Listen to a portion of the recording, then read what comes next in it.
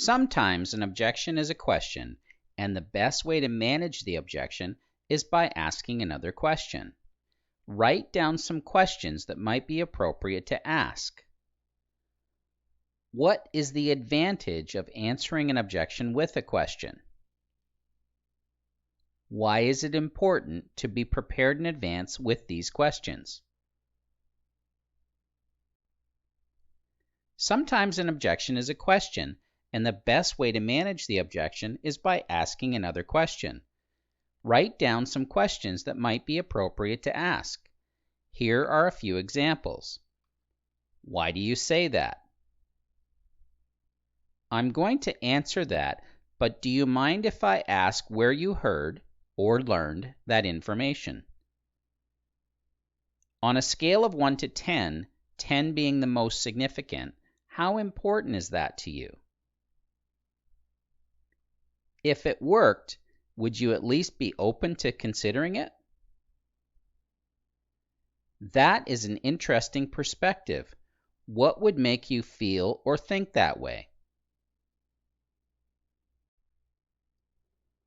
What would you need to know, hear, in order to ease your mind about this, whatever they just stated?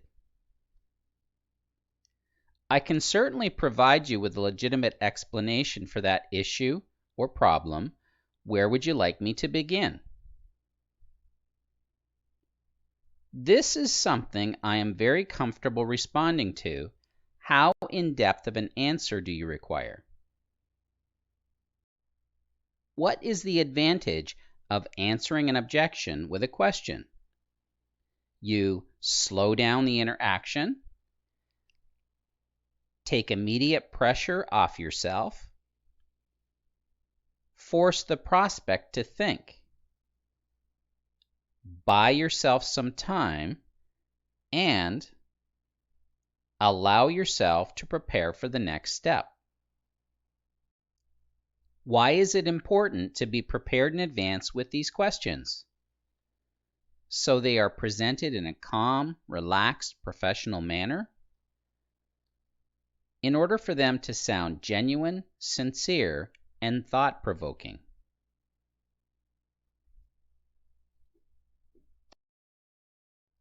There are many skills that you will need to continually work towards mastering in order to become competent and confident in your abilities to successfully handle and overcome objections. You are encouraged to review the list and take note of those areas that specifically apply to you.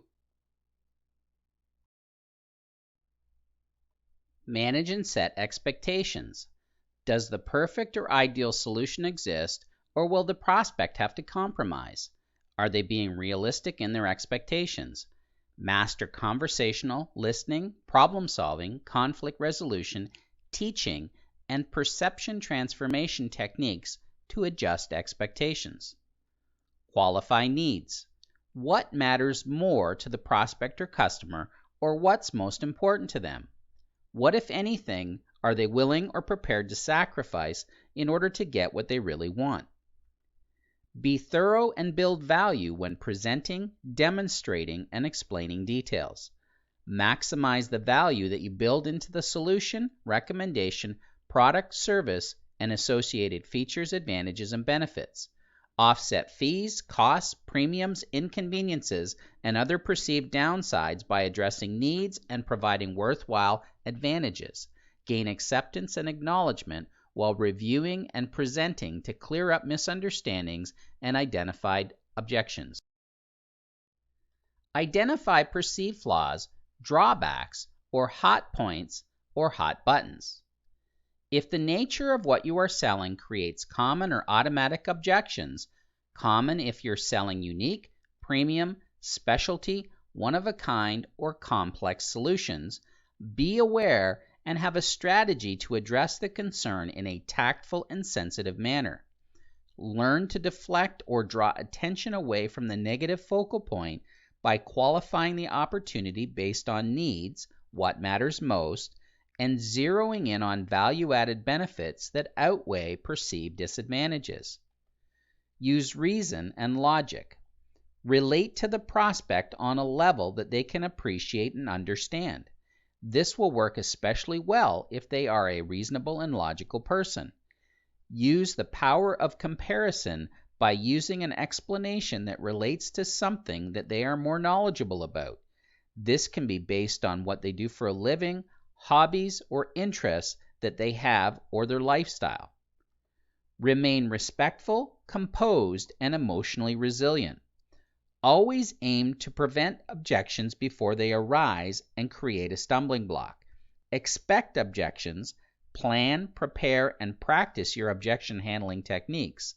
Know the common ones, and never be surprised or blindsided by them. In this e-learning module, we discovered tips, techniques, and ideas to help you understand what objections are and how to distinguish between objections and non-objections, reviewed the emotional and psychological aspects of objections, understand why objections are often good, and discussed how to handle them in a calm and professional manner, teach you techniques and ideas for successfully overcoming objections with confidence, provided you with suggestions to minimize the number of objections that you encounter, clarified the significance of your perception and interpretation of prospect dialogue. Now that you have completed the e-learning module, it is time for the final exam. Each question has a 90-second time limit, and the exam has a 35-minute time limit. You cannot pause the exam once you begin.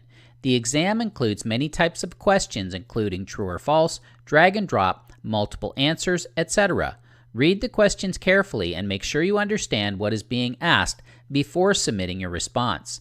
Many of the questions or variations of them have been asked in the quizzes from this module. You will have one chance to respond to each question, and you will be graded. Correct answers will be provided for questions that are responded to incorrectly. After successful completion, you will receive a certificate of completion. This concludes step number 12 of the learning path. Please click on the green Next button with the white arrow in order to advance when you are ready to proceed.